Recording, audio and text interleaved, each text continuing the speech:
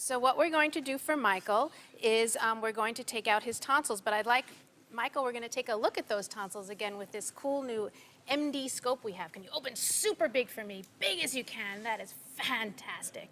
Good job. And back there, that's his uvula in the center, and on the side, there's one tonsil and the other tonsil, and there is very little space back there. Fantastic.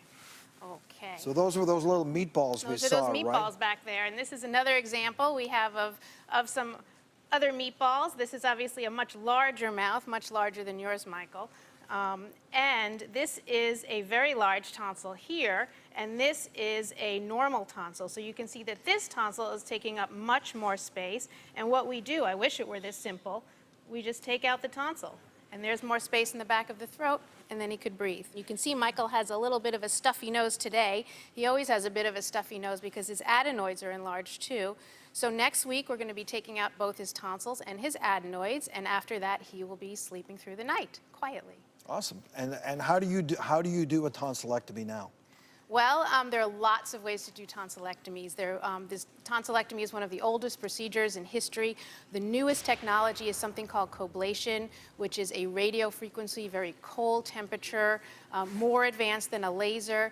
And you can see here that we're just taking out a tonsil very gently. There's no bleeding during the procedure. It is very quick. The instrument that you can see is giving off some cold salt water, so it's cooling the tissues. The tonsillectomy itself takes several seconds to do, less than a minute, and it's done, and the breathing is better. We do it on the other side. So and tonsillectomy has really come a long way, hasn't it? It has come a long way. Most kids go home on the day of the surgery. Most kids are eating dinner that night. Most kids are back to regular activities in a couple of days. And he can still have ice cream, but it's not as bad as a sore throat as it used to be. Well, that sounds good to me. Well, we want to thank Dr. Shapiro, Dina, and especially Michael, who in another week will have all the ice cream he can eat. Save some for me.